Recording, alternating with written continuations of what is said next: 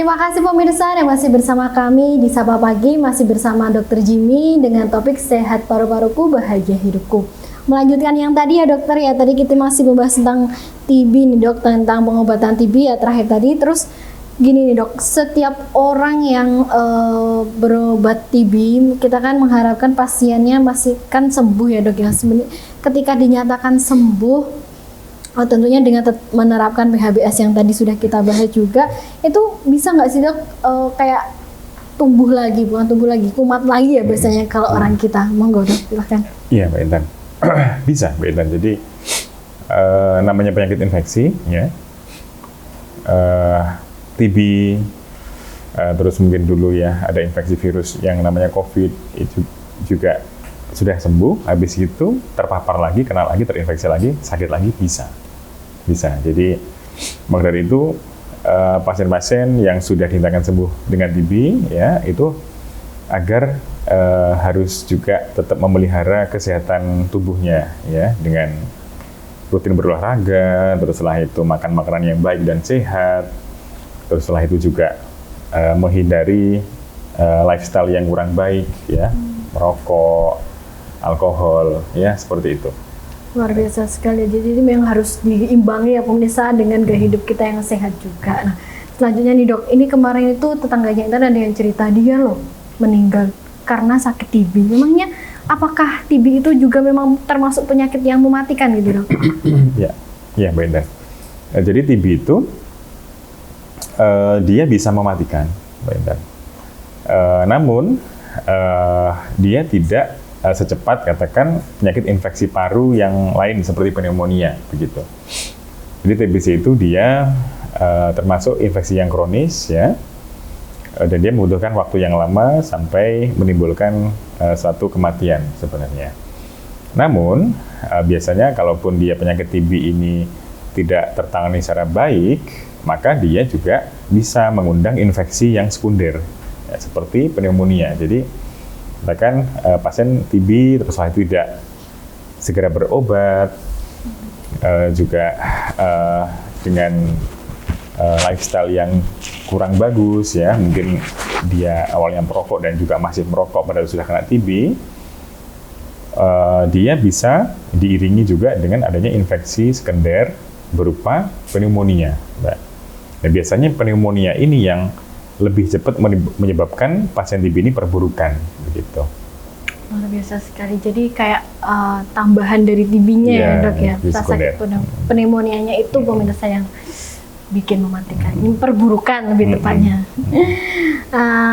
Selanjutnya nih dok, banyak sekali kan ya dok penyakit paru-paru itu, salah satunya yang sering kita dengar itu selain tadi silikosis karena kerja, terus TB, ada lagi sakit yang namanya asma. Asma ya pemirsa. Nggak asing nih bagi kita orang awam ini untuk mendengar istilah asma. Memangnya kenapa nih dok kok bisa orang itu terkena asma gitu? Iya betul. Jadi asma ini adalah dari definisi dulu ya Mbak Intan, asma ini adalah suatu keluhan ya atau suatu kondisi ketidaknormalan pada saluran napas ya, yang dimana dia ditandai dari variabilitas ya atau beragamnya gangguan pernapasan. Bisa asma itu dia berubah gejalanya hanya batuk saja bisa Mbak Intan, napas sesak itu bisa. Jadi batuk aja tidak sembuh-sembuh, ternyata asma bisa.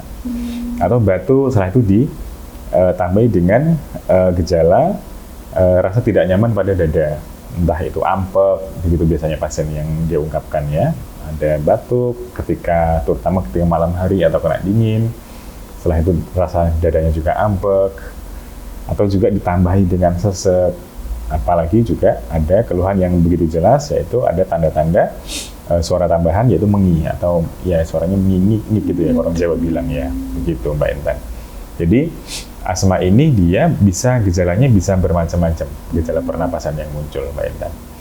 Nah, dan asma ini mungkin ya salah satunya ini yang sering ditanyakan, apakah katakan dia itu menurun atau menular gitu. Kalau menular tidak ya. Tapi kalau menurun dari orang tua ke anak kemungkinan besar bisa ya, atau mungkin dari dia keturunan dari kakeknya habis gitu anaknya enggak cucunya bisa gitu.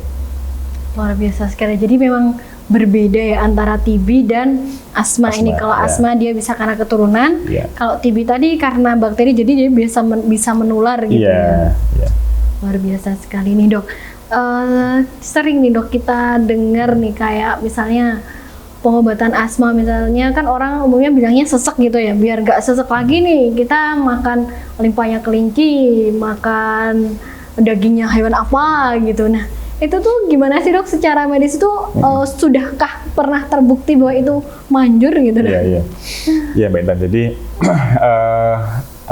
katakan tadi ya apa jeroannya kelinci gitu ya, dia dimakan habis itu bisa menyembuhkan asma ya. Untuk selama ini menurut literasi itu belum terbukti secara klinis ya Mbak Intan ya, begitu.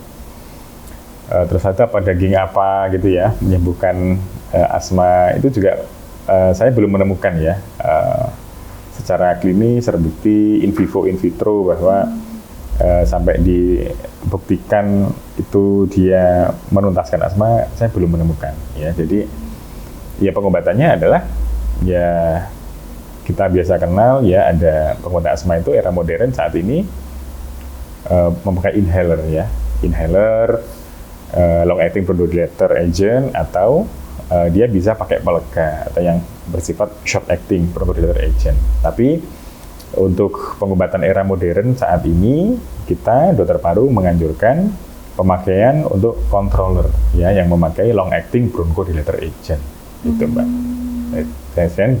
Biasanya ditambah dengan inhaler corticosteroid nanti, terutama pada obat-obatan yang inhaler, dan itu yang sangat kami rekomendasikan ya, karena obat inhaler itu yang lebih aman gitu daripada yang obat minum gitu, karena dosisnya lebih kecil gitu, dan juga langsung ke organ target ya, langsung ke paru gitu. Luar biasa sekali. Jadi memang kalau anjurannya dari dokter paru kalau misalnya asma dengan inhaler itu ya dok ya? Ya, pengobatan inhaler dengan controller tentunya.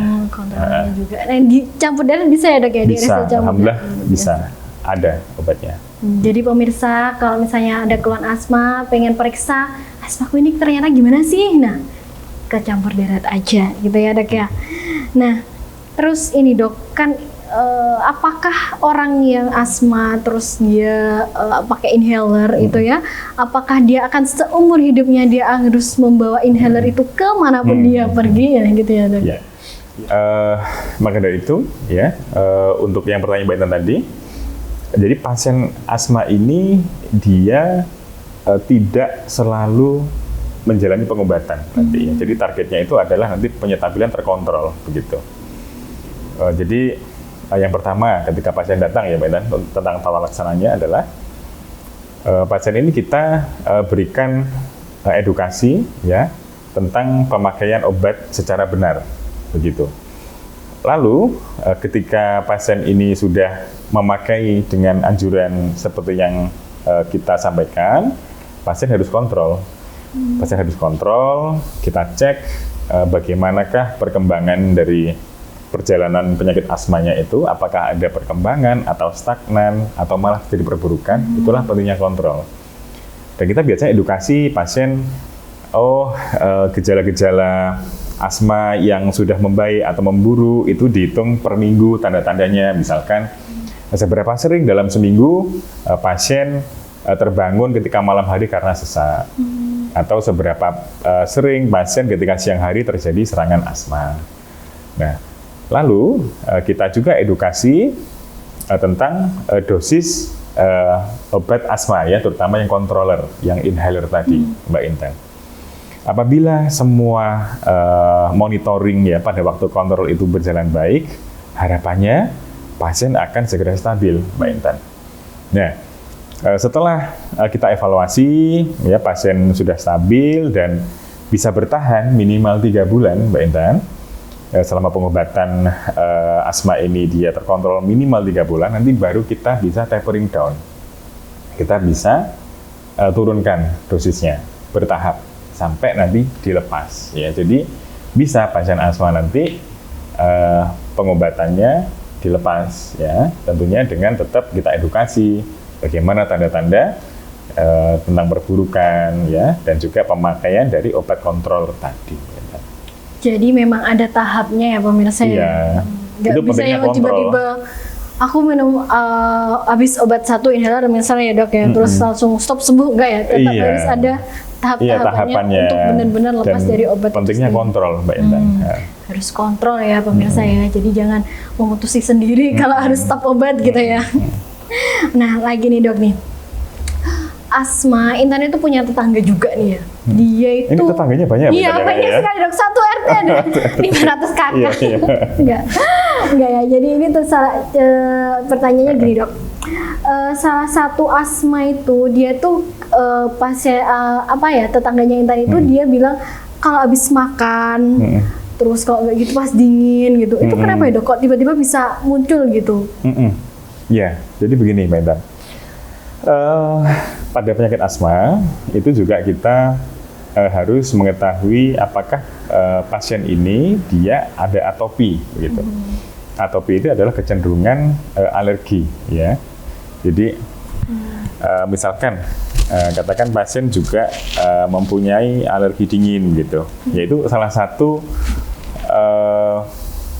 poin penting kita juga untuk mengerucutkan apakah pasien ini memang diagnosisnya asma.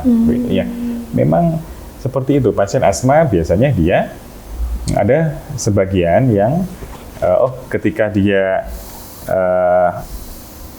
terkena udara dingin ya, atau mungkin gitu ya. debu ya, terus mungkin pada waktu mungkin dia penderita penyakit lambung ya, misalkan gastritis gitu, dia juga bisa kambuh asmanya begitu. Jadi karena memang ada faktor pemicunya ya. Iya, pemicunya. Alergen ya, kita nyebutnya itu ada beberapa zat alergen ya, pemicu alergi. Jadi pemirsa di rumah harus kenalin ya penyebabnya dia bisa terkena apa, terkena asma itu apa.